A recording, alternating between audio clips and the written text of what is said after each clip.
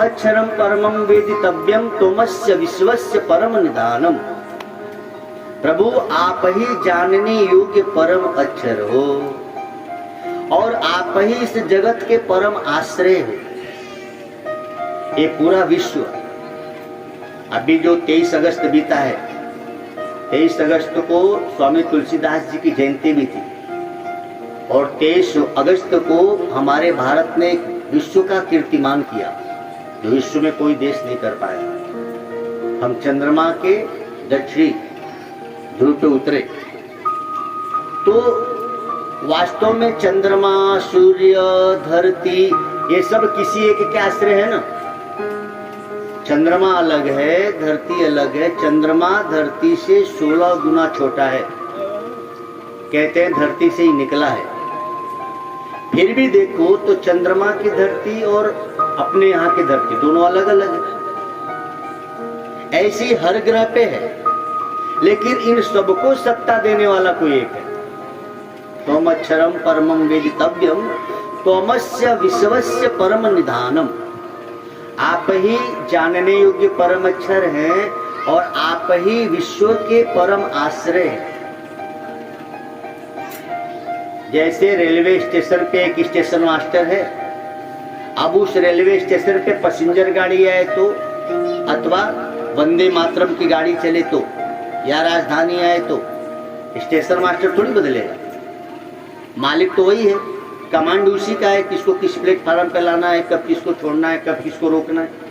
ऐसे ही कोई एक है परम आश्रय इस विश्व का, वो चंद्रमा का भी, धरती का भी, सूर्य का भी, बृहस्पति का भी, शुक्र का भी, जो प्लेनेट्स है सबका एक ही परमात्मा आश्रय जो सब कुछ संचालित कर रहा है।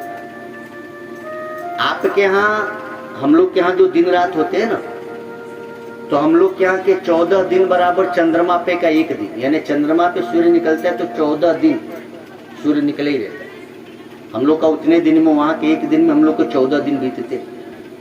तो ये जो अलग अलग व्यवस्थाएं बनाया है, तो आप सोचो परम आश्रय एक है तो व्यवस्था अलग अलग क्यों है। जैसे धरती पूरी विश्व में एक है, लेकिन हर धरती पे देश अलग अलग है और हर देश का संविधान भी अलग अलग है ना। ऐसे ही परमात्मा एक है, लेकिन हर जगह का अपना नियम अलग अलग बना के रखा है। धरती पे 24 घंटे में 12 घंटे का दिन होता है, 12 घंटे की रात होती है। और चंद्रमा पे देखो तो महाराज, ये कई बार 14 दिन का होता है दिन और 14 दिन की रात, वहां का नियम अलग। लेकिन फिर भी सबका आश्रय एक। जैसे विद्यालय में पहली क्लास हो या 12वीं क्लास हो, प्रिंसिपल तो एक ही है ना। जबकि पहली क्लास की फीस अलग है और 12वीं की फीस अलग है, लेकिन सबका प्रिंसिपल एक है। त्वम अक्षरम परमं वेदितव्यम त्वमस्य विश्वस्य परम निधानम त्वम व्यय शाश्वत धर्म गुप्ता। आप ही शाश्वत हो, आप ही जानने योग्य हो, आप ही अजर अमर अविनाशी हो, आप ही परम पुरुष हो। हम सब अभी दिख रहे हैं, 50 साल बाद नहीं दिखेंगे। या यहाँ जितने लोग बैठे हैं 50, 60 साल, 70 साल पहले हम नहीं थे, और पक्का है कि 60, 70 साल बाद हम लोग नहीं रहेंगे। तो हम मिटने वाले हैं और परमात्मा अमिटने वाला, अमिट है। हम मरने वाले हैं और वो अमर है। हम विनाशी हैं और वो अविनाशी है। तो यहाँ कहा गया त्वम व्यय शाश्वत धर्म गुप्ता सनातनस्त्वम पुरुषो मतो में। आप ही सनातन पुरुष हो, ऐसा मेरा मत है। सनातन मतलब जो पहले था, अभी है और आगे रहेगा। तो ईश्वर पहले भी था, अभी भी है और आगे भी रहेगा। हम लोग भी पहले भी थे, अभी भी हैं और आगे भी रहेंगे, लेकिन हम लोग का शरीर बदलते हैं और वो अबदल है। यानी आत्मा और परमात्मा, तात्विक रूप से देखा जाए तो हमारी भी आत्मा कभी नहीं बदलती। आत्मा जो कितने बदला शरीर। जैसे आप कल और कपड़ा पहने थे, आज और कपड़ा पहने, तो हमने कपड़ा बदला, शरीर तो वही है ना। 50-60 साल में हम बहुत से नए कपड़े पहनते और पुराने कपड़े फेंक देते, लेकिन हमारा शरीर तो वही रह जाता है। ऐसे ही आत्मा के लिए इस शरीर ही कपड़ा है। आत्मा भी शरीर बदलता है और छोड़ता है, लेकिन आत्मा वही की वही रह जाती है। इस सिद्धांत से यह सिद्ध होता है कि आप और हम कभी नहीं मरते। भागवत सुनने का सबसे बड़ा लाभ क्या है? अभयम सत्व संशुद्धि। भागवत निर्भय बनाती है मृत्यु से। दुनिया में सबसे बड़ा भय क्या है? मर न जाऊं। मरने का ही तो डर है। आप दिन में आते हो तो टॉर्च लेके आते हो क्या? जलाते हो नहीं, लेकिन रात को आओ इसी रास्ते पे तो टॉर्च लेके। क्यों? टॉर्च किस लिए?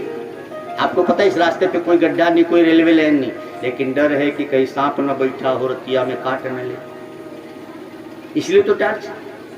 हम लोग मरने से डरते हैं।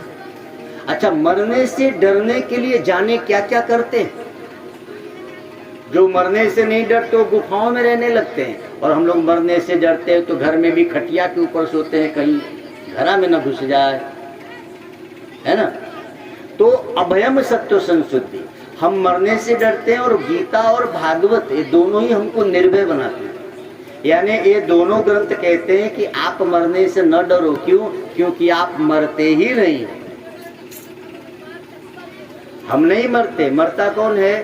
शरीर। शरीर मरने वाला है और आत्मा अमर है। तो जो आत्मा है वो हम हैं, और जो शरीर है वो हमारा वस्त्र है। अब तुमको पुराना वस्त्र कोई लेके नया वस्त्र दे तो घाटा है कि नाफा है? बताओ। आपसे कोई कहे कि अपना पुराना कपड़ा दो, हम तुमको नया कपड़ा देंगे, तो फायदे में हो कि घाटे में? फायदे में है। तो ऐसे ही हमारा ये शरीर, ये पुराना शरीर परमात्मा लेता है और हमको नया शरीर दे देता है।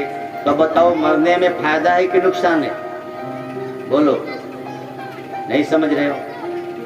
कोई तुमसे कहे कि अपना पुराना कपड़ा, फटा कपड़ा दे दो, हम तुमको नया कपड़ा देंगे, तो फायदे में हो कि घाटे में? फायदे में। तो भगवान कहता है, बूढ़े हो गए, दर्द होने लगा जोड़ों में, आंखों से कम दिखता है, कान से कम सुनाई देता है, तुम काम लायक नहीं रहे, लाओ पुरानी शरीर दो, हम तुमको नया शरीर देते, बस एकदम छोटा बच्चा बना। अब बोलो, फायदे में है कि घाटे में? फायदे में। फिर भी बूढ़े लोग मरना नहीं चाहते। एक बूढ़े बाबाओं को ये बात की खबर ही नहीं। आपका शरीर जीर्ण शीर्ण हो गया, आंखें कमजोर, शरीर कमजोर, और परमात्मा इतना दयालु, बोले लाओ बेटा ये पुराना वाला शरीर मुझे दो, तुमको नया सुंदर बच्चा बना के भेजेंगे। तो बोलो, फायदे में है कि घाटे में है? फायदे में। लेकिन बूढ़े बाबा नाती पोता छोड़ना नहीं चाहते। ये मोह सकल व्याधिन कर मूला। ये तो कितना अच्छा, वासन सृजनान यथा विहाय नमानि गृह्णाति नरो पराणि। जैसे पुराना वस्त्र छोड़ के हम नया वस्त्र धारण करते हैं, वैसे ही आत्मा पुराना शरीर छोड़ के नया शरीर धारण कर लेती है। तो मरने वाला जो शरीर है, इस शरीर को छोड़ने में आपको कष्ट ना हो, इसीलिए भागवत सुनना चाहिए। बस इतना ही है मोह। अच्छा, लाभ क्या है? मरते समय पीड़ा तो होगी, लेकिन मरते समय आपको ये ध्यान आ जाए कि मैं नहीं मर रहा हूँ, ये शरीर मर रहा है, मैं तो अजर अमर विनाशी आत्मा हूँ, मैं इस शरीर को छोड़ के दूसरे शरीर में चले जाऊंगा, मैं कभी नहीं मरता। ऐसी स्मृति बनी रही तो मुक्ति हो जाएगी। और स्मृति यह नहीं है और संसार की प्रवृत्ति याद आ गई तो फिर बंधन में पड़ोगे, फिर 84 में जाने वाले हो पक्का।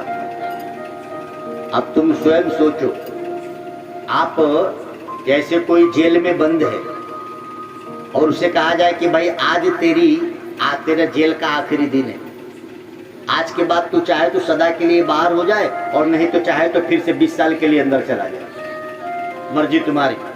अब बोलो, कोई कहे कि नहीं है भैया हमको अंदर ही कर दो, तो बेवकूफ है कि बुद्धिमान? 20 साल से जेल में है, निकलने का मौका आया, बोले नहीं अंदर कर दो, तो तू पागल है। हाँ बस बोल। ऐसे ही मृत्यु जब आती है तो मृत्यु क्या है? सदैव के लिए मुक्त होने का एक आखिरी क्षण है। उस समय यदि आप ईश्वर को याद करते रहे, ये स्मृति बनी रही कि मैं नहीं मरता, मैं आत्मा हूं, तब तो अमर हो गए। लेकिन उस समय यदि संसार याद आ गया, मकान याद आ गया, दुकान याद आ गया, तो फिर जेल, चलो फिर से 84 लाख में। अब आपको मरते समय ये बात याद आ जाए, इसके लिए आपको बार बार ये बात सुननी पड़ेगी, बार बार कथा सुननी पड़ेगी, तब जाके संभव हो पाए। ओम नमो भगवते वासुदेवाय।